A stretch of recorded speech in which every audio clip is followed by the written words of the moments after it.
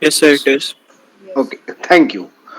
Now, this consumer's behavior, it will be explained by using the ordinal utility measurement, because under the cardinal utility measurement we came to know by applying the equimarginal utility we can identify the consumer's equilibrium.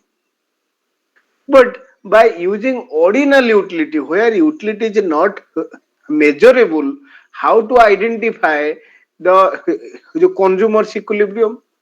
Consumer's equilibrium in means both the case, the common thing is that the consumer's objective is to get the maximum satisfaction or maximum utility given his income. Suppose he is having 100 rupees of income, he want to spend, and by spending 100 rupees he should get the maximum possible utility.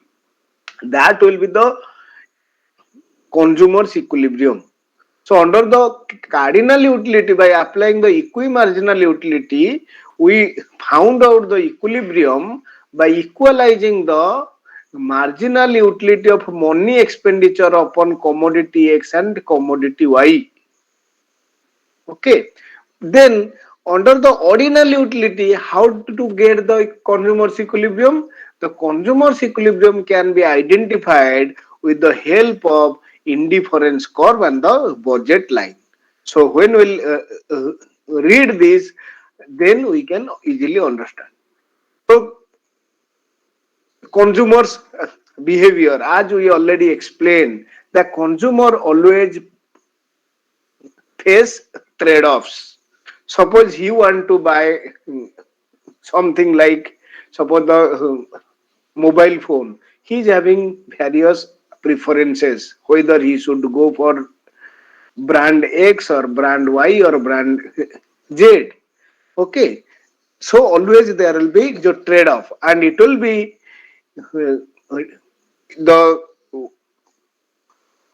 which combination he will purchase, that can be determined with a given budget and his preference. So he is having a lot of preferences, but he is having a constraint budget.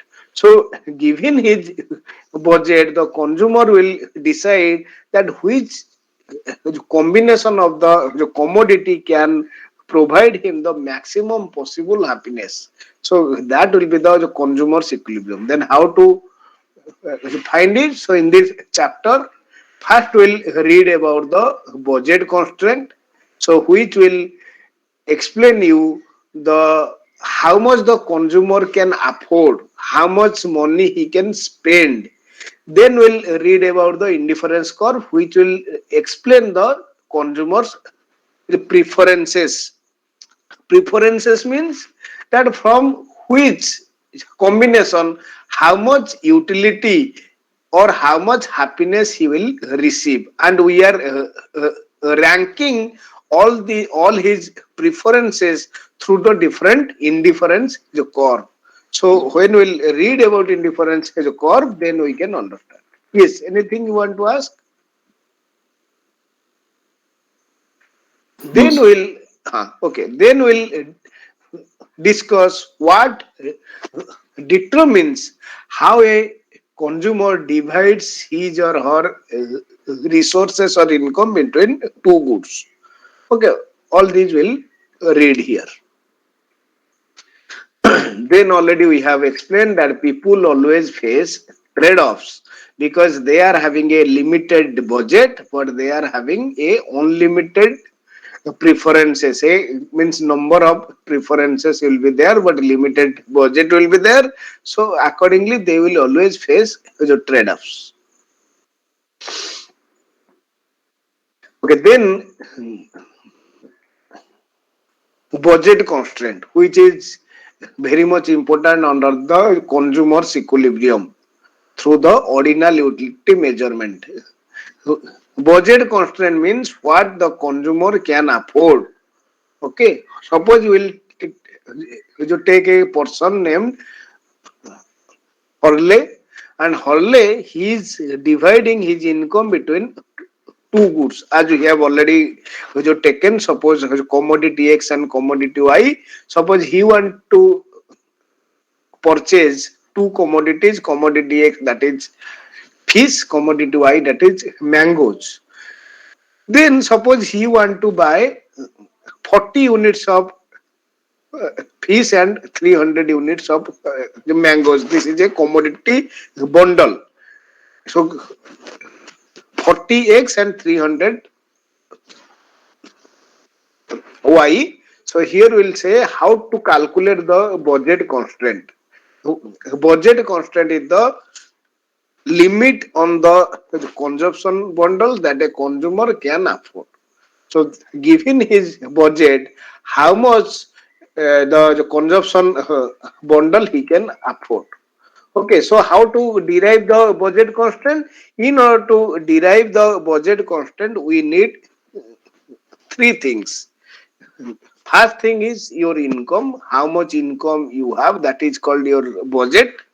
And why it is constant? Because it is means limited income. Then in order to find out the budget constraint or budget equation, you need income of the consumer, price of commodity X and price of commodity Y.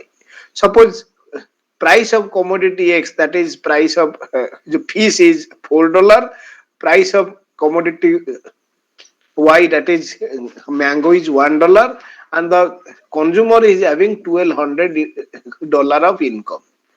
Then if Hurley will spend all his income on fish, then how many fish he can able to buy? Anybody?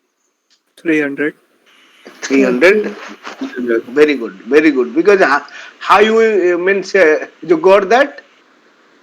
That is income by price of that commodity. So income is 1200, price of fish is 4. So 1200 by 4 equal to 300 units of fish he can able to buy. That is if you will say income by the price of F. Then if he will spend all his income on mangoes, how many units he can able to buy? 1200. 100. 1200, because price of mango is $1. If he'll spend his entire income on mangoes, then he can able to buy 1200 units of the mangoes. Then if he will buy 100 unit of the fish, how many mangoes he can able to buy now? 1100. 1100. 800. 800, sir. 800. Because if price of fish is $4, if he will buy 100 unit, that means uh, 400 dollar he will just spend on the fish. Now he will have only $800 with him. Then he can buy 800 mangoes, because price of mango is just $1. Then from this information we can draw the budget line. How the budget line it will be looking like? First we'll take how many units of fees he can able to buy. That will be determined by total income by price of fees. So that will be the this A point. A point means if he will spend entire of his income, he can buy only 300 units of fish. Similarly, if he want to buy only mangoes by spending entire income on mangoes, then he can able to buy 1200 units of mangoes. Now, if you want to buy 100 units of fish, then he will spend $400 upon the fish, and $800 he will have left out, which he can use to spend for 800 units of mangoes. Basically, if we'll join all 3 points, then it will be looking like a downward sloping straight line. That is called your budget constraint or budget line. Then at point A, the consumer is purchasing a combination of commodity X and Y, where only he is buying commodity X, which is equal to 300 units, but 0 units of commodity Y. But if he will be at point B, he will be buying 1200 units of commodity Y, but 0 units of commodity X. But if you will at point C or any other with points upon the budget line in between A and B points, he will buy some units of commodity X and some units of commodity Y by spending the entire income. If you will be at point C, he is purchasing 100 units of fish, that is commodity X, 800 units of mangoes, that is commodity Y, where the consumer spends entire of his income, because that point is upon the budget line. If any point will be upon the budget line, that explains the spending the entire income, how much the consumer is purchasing from commodity X and commodity Y. So this is called budget line or budget constraint. Then any points above the budget line, that will be not affordable, because that is outside the budget or outside the income. Any combination if you take here, suppose outside the budget, if we take here one point, this combination, it is 200 units of fish and 800 units of mangoes. Then how much he has to spend for this? If he will purchase this one, this combination. Yes, anybody? $1,600. 1600 is means not affordable, because he is having only 1200 rupees, sorry, $1200. So it will be outside the budget. Suppose this is means point D, which is outside the budget, this is not affordable. But any point in within the budget line, suppose this point or any point, this will be affordable, because this is within the budget. But here, the any point within the budget line, inside the budget line or below the budget line, in this point, although this is affordable, but the consumer is not spending entire of his income, rather he is spending a part of his income. Okay, by spending a part of his income, he is able to purchase some units of commodity X and some units of commodity Y. Okay, so it is about the budget line. Then what is the slope of the budget line? Slope of the budget line, if this is a just straight line downward sloping, how to calculate the slope? Anybody? Suppose if we move here, suppose AB is this the line, how to calculate the slope? y2 minus y1 upon x2 Y. minus x1. Y2 minus y1 upon x2 minus x1. Yeah, or we can say here OB by OA. Can it be the slope? OB by OA. Yes, sir. Then how to calculate OA amount? OA amount, how you are calculating? OA amount is your income by price of commodity X, is not it?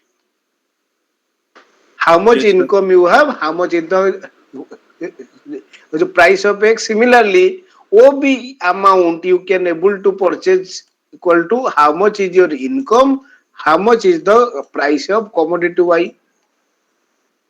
Then OB is equal to M by PY. OA equal to M by PX. Then how much will be the slope? M by PY by M by PX. It will be slope, it will be PX by PY, which is already explained in the next slides. Okay.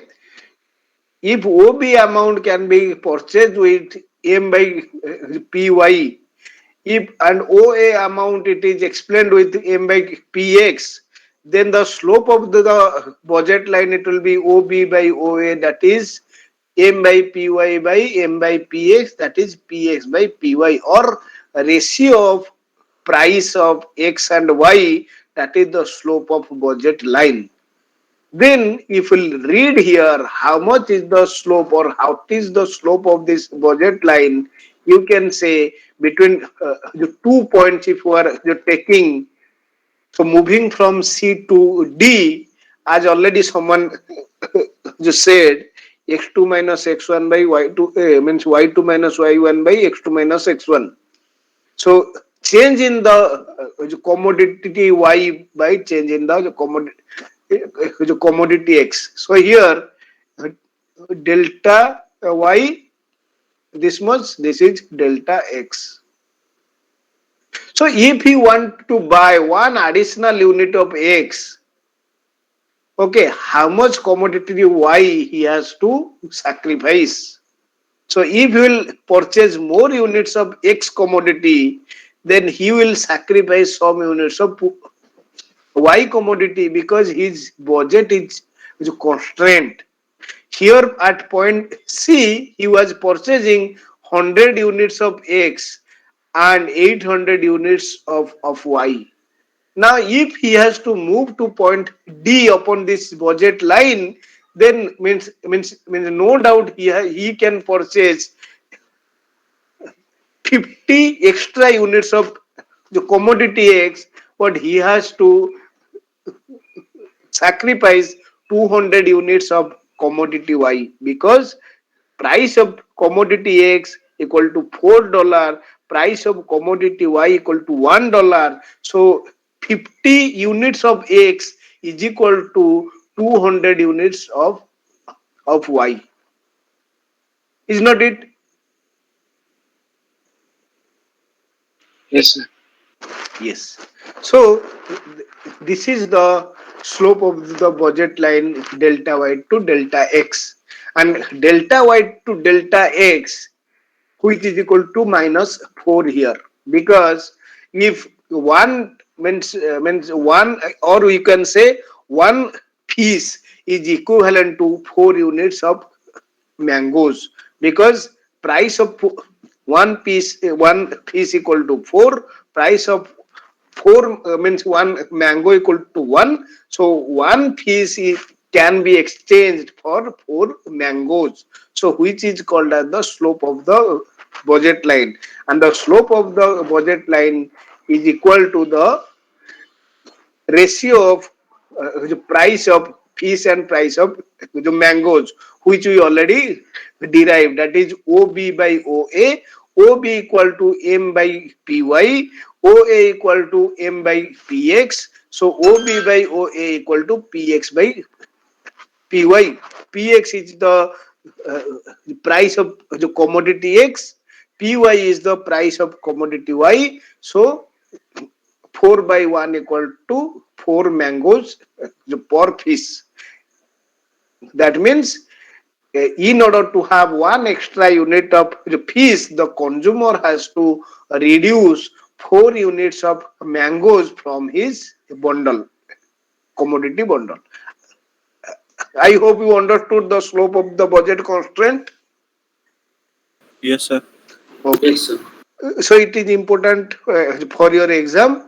So another thing which is important is what will happen to your budget constraint if there will be any change in the income, or if there will be any change in the price of the commodities. Up to here we assumed income is constant, price of commodity X and Y both are also so constant.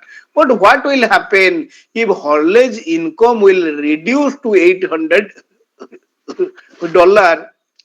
prices remaining same?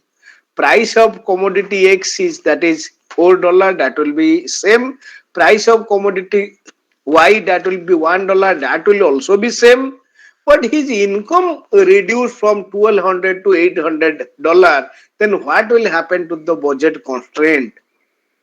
Then the second question is, suppose income is same, price of fish is same, but suppose price of mango will increase from $1 to $2, then what will happen to the budget line? Okay, now suppose this is the original the budget line, that is which is which explains the consumer can able to purchase 300 units of fish and 1200 units of the mangoes if his income is $1200 and price of fish is $4, price of mango is $1. Now if the consumer's income will reduce to $800, then how the budget line it will be changing? Anybody can answer? Sir, area between that line will decrease, sir. Area between the line will decrease. Very good. Yes, sir. And Slope will not change. slope will not change. Very good. Or there will be a parallel shift, inward shift of the budget line. Because with $800, now he can able to purchase 200 unit of fish and 800 unit of the mangoes, or the budget line will shift inward with a parallel shift. Okay, this will be the new budget line due to reduction in the income, or how he said that the area within the budget line it will reduce without the change in the slope of the budget line because income has changed. Similarly, if income will increase, price remaining same, then the budget line will shift outward, explaining the consumer can purchase more units of fish and more units of mangoes with a increase in the income. Okay, understood? Yes, sir. Okay. Then the next thing is, what will happen if the income remaining same but the price of any particular commodity increases or reduces? Here we will see increases. If the price of fish it will be remaining same, income of the consumer remaining same, but price of the mangoes will increase, how the budget line it will move?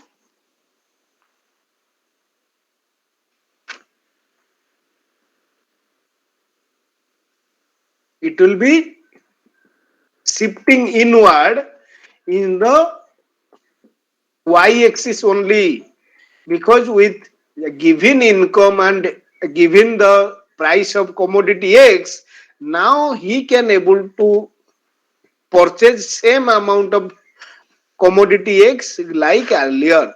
But as the price of Y has increased, he can able to purchase less unit of commodity Y with the given income. So the budget line will shift inward in the Y axis only. Similarly, if the price of commodity Y will reduce, then the budget line will shift outward in the Y axis, because now with the increase in the income, the consumer can able to purchase more units of commodity Y. Same thing will happen if the price of commodity X will increase or reduce for a given income and given the price of commodity Y. Okay, so this is the difference between change in income and change in the price of the commodities, and how it is impacting the budget line or budget the constraint. I hope you understood up to here. Yes, sir. Yes, thank you. Now we'll just move to the preference, because two things we need to reach the consumer's equilibrium. One is budget, second one is preference. Both your budget as well as preference, where they will meet each other, that can be considered as your equilibrium. So up to here we understood that your budget is the constraint which cannot increase or reduce, assuming. Now the consumer's preferences or consumers wants, that can be explained with the theory of indifference curve. So indifference curve shows combination consumption bundles that give the consumer same level of satisfaction. Suppose how we can derive an indifference curve? The indifference curve represents the locus of various combinations of two goods. Suppose commodity X, that is fish, and commodity Y, that is mangoes. Suppose we'll make various combinations of commodity X and Y. Means A combination, B combination, C combination, D combination. But if each combination is giving the same level of satisfaction to the consumer, then the consumer can be considered as indifferent between any combination. Suppose you think that the earlier I was having 12, means 400 mangoes and 100 unit of this fish. So if you alternate these, that I can have some means more mangoes and some less amount of fish. But if my happiness is not changing, then we can say the consumer can be indifferent, because he is equally happy either if he is purchasing combination A or combination B. Then if all these combinations will keep within this graph, then it will be looking like a downward sloping. Suppose there are two combinations, either combination A and combination B. Here we are assuming that the consumer is equally happy. So either he is purchasing combination A, or if he is purchasing combination B.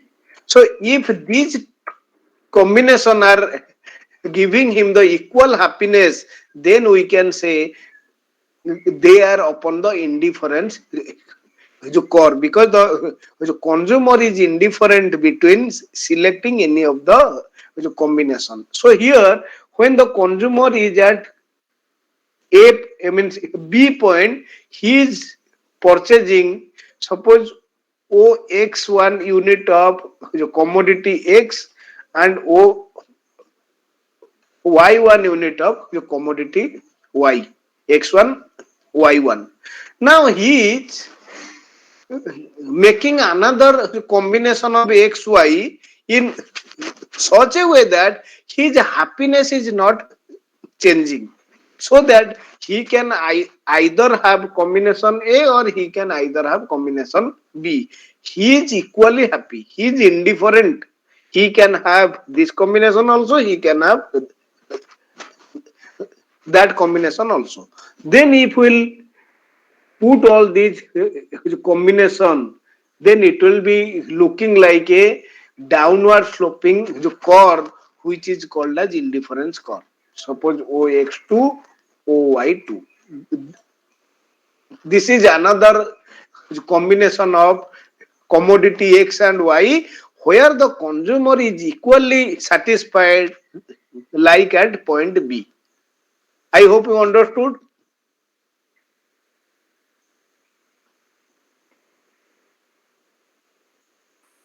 Yes, Okay. sir. Similarly, you can have another combination here.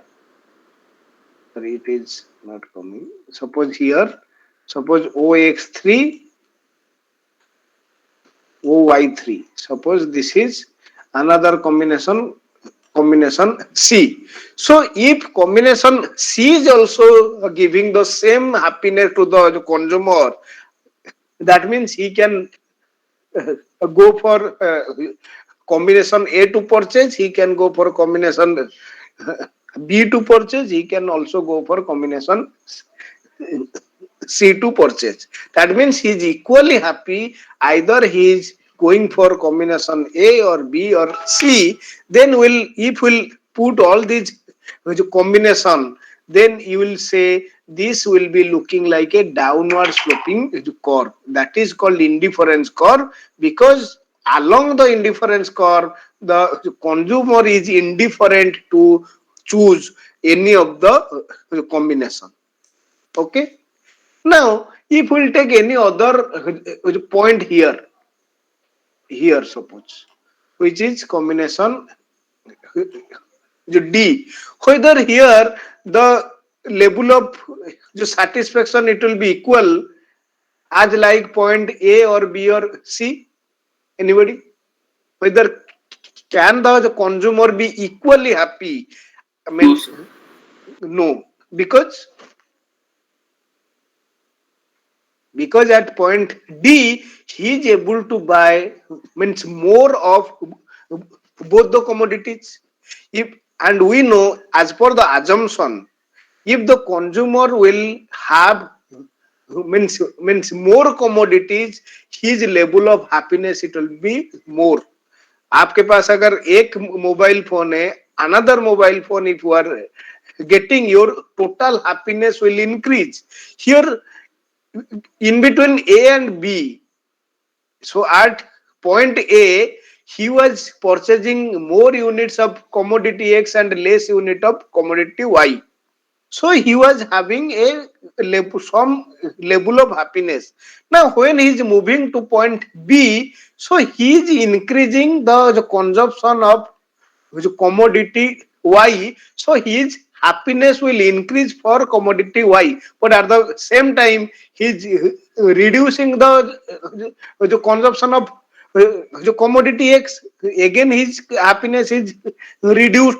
So between A and B points there will be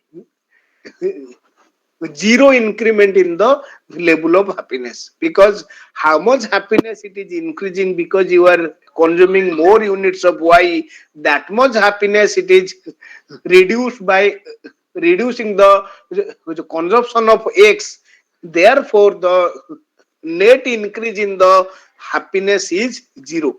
But at point D here your means level of happiness means net increase in the level of happiness it will be positive, because by consuming more units of commodity X at the same time by consuming more units of commodity Y, that means the total happiness it has increased as compared to combination A or combination B or combination C. That means the consumer cannot be equally happy between a D combination and any other combination, or we can say the consumer is not indifferent between combination D and other points. So combination D cannot be upon the indifference curve, or we can say indifference curve it cannot be upward sloping. Okay, because means if one point will be at A and another point will be at point D, then it can be upward sloping line. But if it will be upward sloping, the consumer is not indifferent between two combinations. So indifference curve cannot be upward sloping, it will be downward sloping. It is explained here. The first property of indifference curve is indifference curves are downward sloping.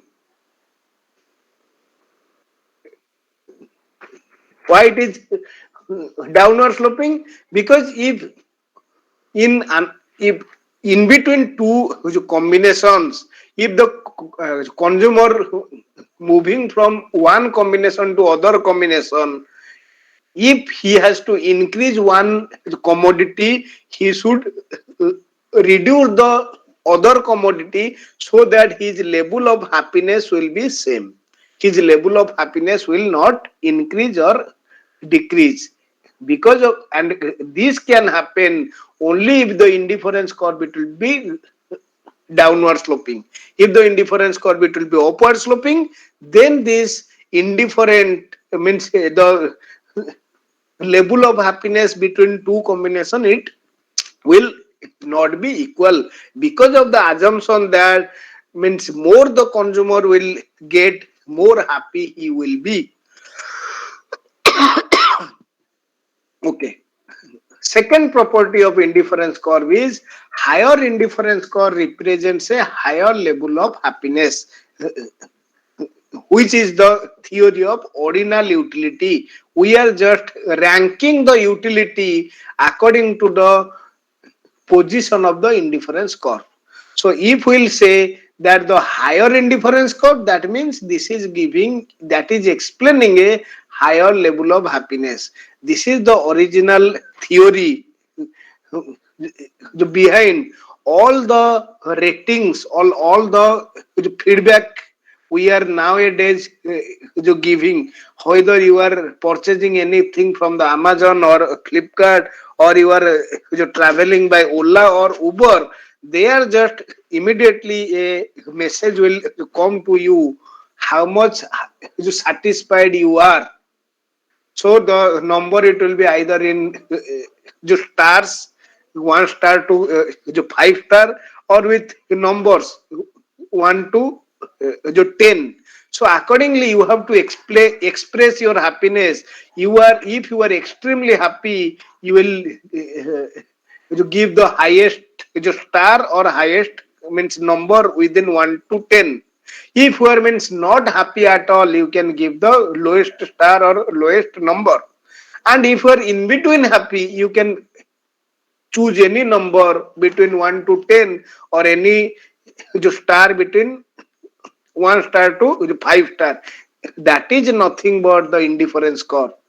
That concept is originally derived from our indifference curve analysis. Here, if we'll say higher indifference curve, this express a higher level of satisfaction. If we'll say if the consumer is at a I2 indifference curve, which is the higher indifference curve here, that means the consumer is more happy as compared to if he will be at I1 indifference curve or I0 indifference curve. So obviously you can say combination A and C. So between combination A and C, at what combination the consumer will be means more happy? Anybody? C. C combination. Very good. Because at combination C, he is able to purchase more units of commodity X, also more units of commodity Y also, as compared to combination A. So the consumer will be obviously more happy if he is at point C, or which is upon a higher indifference curve. So the higher indifference curves are preferred to lower ones, because higher indifference curve represents higher level of happiness.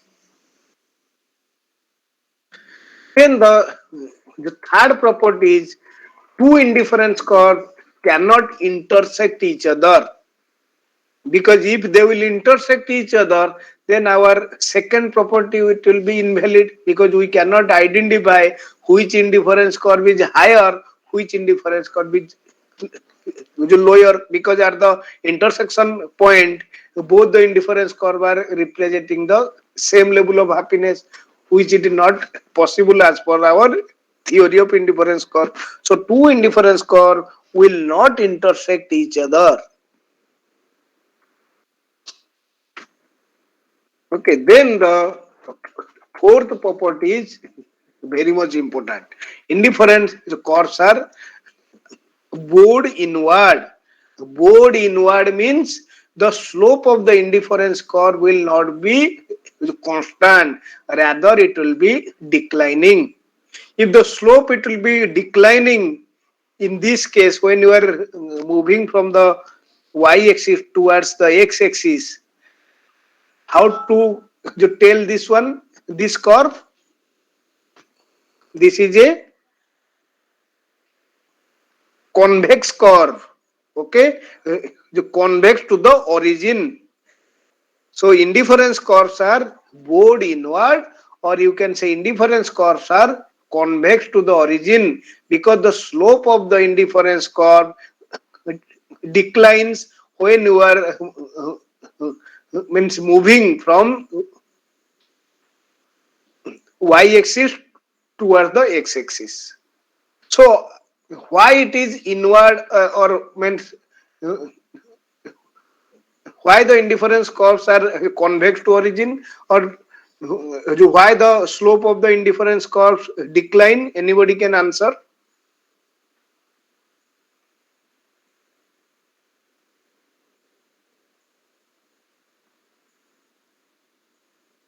Anyone can answer why the slope of the indifference curve declines?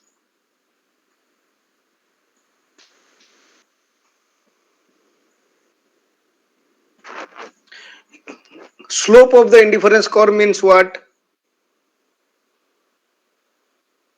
Am I audible?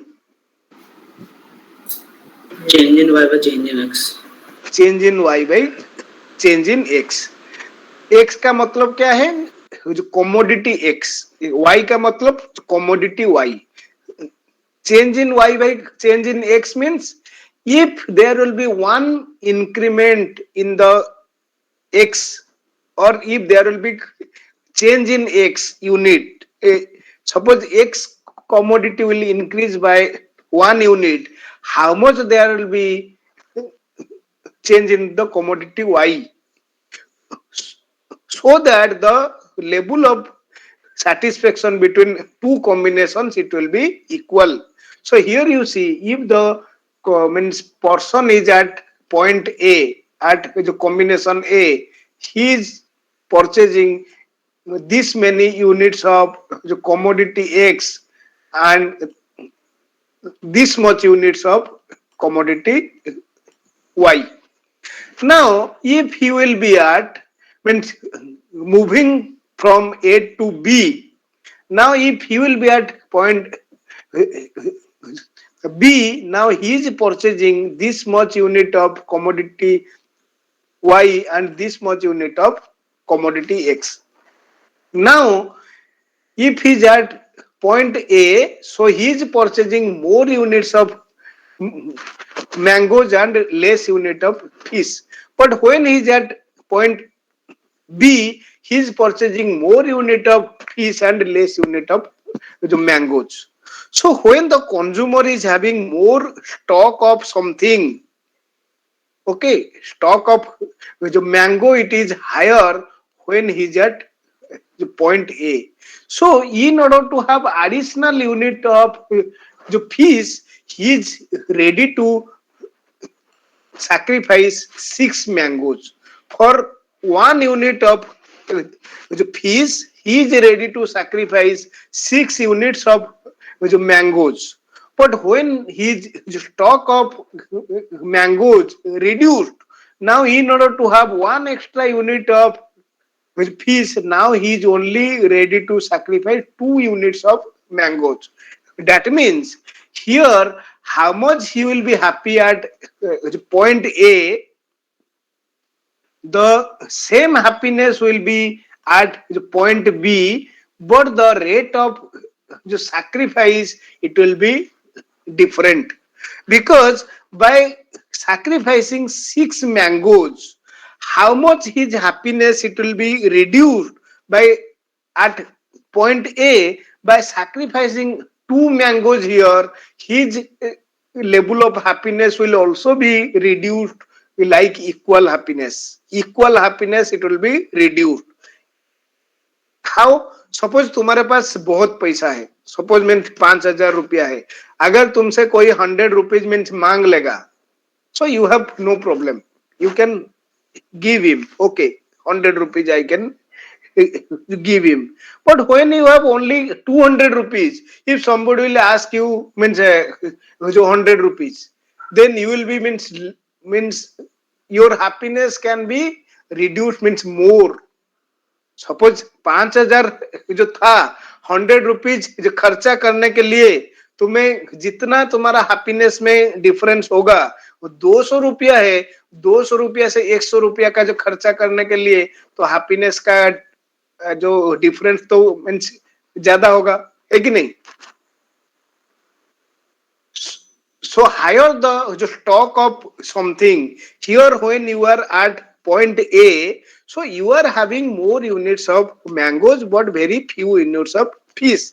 So in order to have one extra unit of fish where you will get more happiness by having just one additional piece, you can reduce more units of mangoes to equalize that happiness, because तुम्हारे पास fees बहुत जो कम था, एक additional fees मिलेगा तो happiness तुम्हारा बहुत increase हो जाएगा. So accordingly, in order to match that happiness, you need to reduce more mangoes, because you are having a more stock of mangoes. By reducing more mangoes, your happiness, it will equalize to the happiness increase for 1 unit of fish. But at point B, where you have very less mango but more units of fish, for increase in one additional fish, your happiness will means not increase by more, because you are already more stock of the fish at point B. So for one increment in the fish, how much your happiness will increase? So you have to reduce 2 units of the mango, suppose, and to equalize the increment in the happiness. Because when you are having more mango, you are able to, or you are ready to sacrifice more mangoes. When you are having means less mangoes, you are ready to sacrifice less, so that your level of happiness remains same. So for each increment in the X commodity, initially you are ready to sacrifice more units of commodity Y. But as you are moving along the indifference curve from A to B, now for each increment in the commodity X, the consumer is ready to sacrifice less and less unit of the commodity Y, so that his level of happiness along the indifference curve, it will be equal. So that means the slope of the indifference curve is declining, that is delta Y by delta X, that is declining along the indifference curve. And if the slope of the indifference curve is declining, so we can say indifference curves are bowed inward, or indifference curve are convex to origin. I hope you understood up to here. Yes. Yes, sir. Yes, sir. Okay, thank you. So after this, we'll read on detail that why the slope of the indifference curve, it is declining in terms of marginal rate of substitution. All the things I explained you, that is called marginal rate of substitution. That is the rate at which the consumer is substituting one commodity for the other, so that his level of satisfaction remains same. At point A, he was substituting 1x for 6y. एक x commodity पाने के लिए वो 6y commodity को substitute जो कर रहा था, या जो सैक्रिफाइस जो कर रहा था. अभी क्या है, at point B, in order to have one additional unit of X, he has to reduce or sacrifice 2 units of Y. That means his rate of substitution here, that is 2:1. And here at point A, it is 60:1. So that is called marginal rate of substitution, which declines along the indifference curve. Because at point A, the marginal rate of substitution, it was more, because he was substituting means more Y for 1x. But here at point B, he is substituting less because he is substituting 2y for 1x. So which is called marginal rate of substitution, or the slope of the indifference curve which declines along the indifference curve, which we'll discuss in the next class. Okay then, thank you so much. Just wait, I will